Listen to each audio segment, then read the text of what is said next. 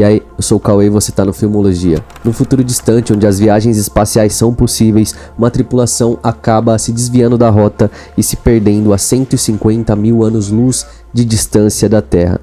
A Terra que eles deixaram para trás, eles já nem reconhecem mais. As pessoas que eles amavam já era, e essa é a premissa de um conto de Love, Death and Robots que se chama Para Além da Fenda de Áquila. Mas o plot twist desse episódio é o que torna ele ser memorável e muito bizarro. Você não é a Greta.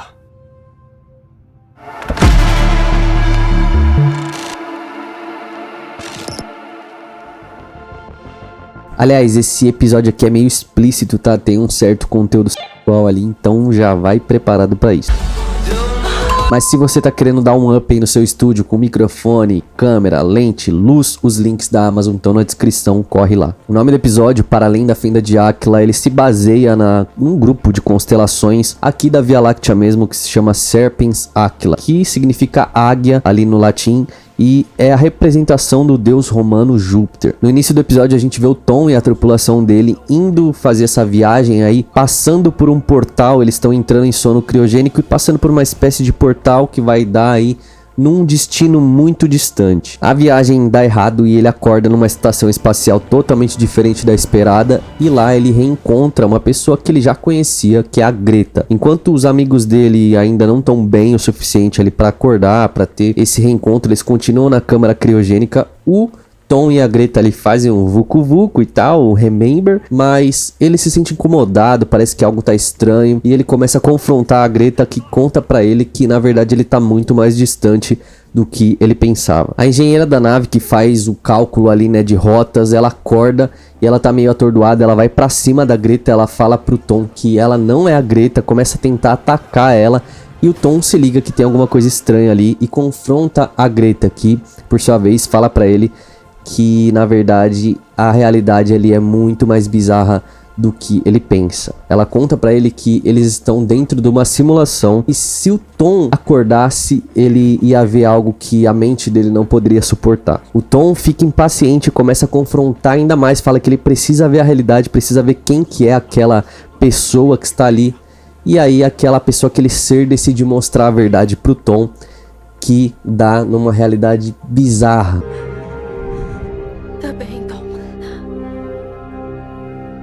Eles estão perdidos em uma parte do espaço ali, cheia de aqueles elementos de horror cósmico, com uns pedaços e fragmentos de restos biológicos, e ali ele se vê mais velho, já bem acabado, e a pessoa, ou a criatura, se apresenta ali diante dele, e é uma espécie de aranha alienígena, acaba com a cabeça do Tom. O Tom fica em choque, começa a gritar e acorda de novo ali naquela simulação.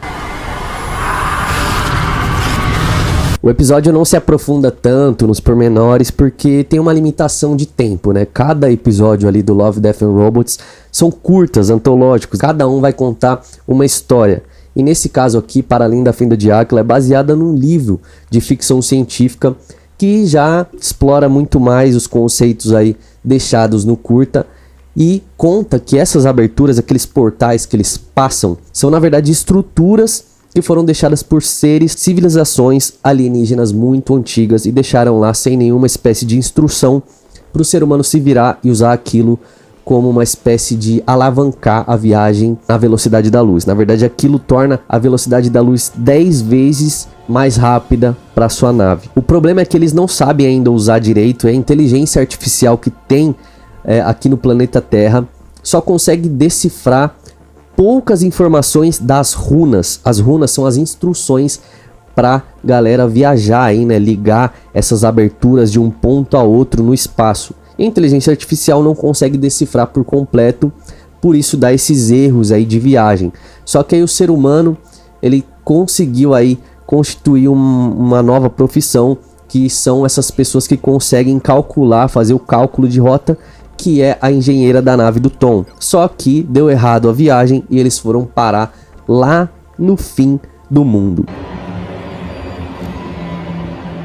A hora desse episódio é que ele pega esses conceitos da vida real, né, da astronomia, da ciência, como por exemplo as bolhas. Aqui na nossa realidade nós temos a bolha local, que é onde o sistema solar faz parte, a Via Láctea tá aqui. Mas no caso da animação, eles viajam de bolhas em bolhas, então eles acabaram caindo em uma outra bolha. E aborda também esse conceito, né, do horror cósmico clássico, de criaturas que você não pode nem sequer descrever pela total estranheza, como por exemplo essas aranhas aí. A gente tem uma representação visual, mas na verdade o personagem ele olha para aquilo e é tão indescritível que ele buga, ele olha para aquilo e entra em choque. Mas o paralelo bem da hora dessa história é que ele, o Tom, ele já era um viajante, né, espacial, então praticamente ele era o extraterrestre em relação às pessoas que ficam na Terra, mas ele se desconectou ali da Terra, foi para um lugar distante e lá o ser que era totalmente esquisito cuidou dele.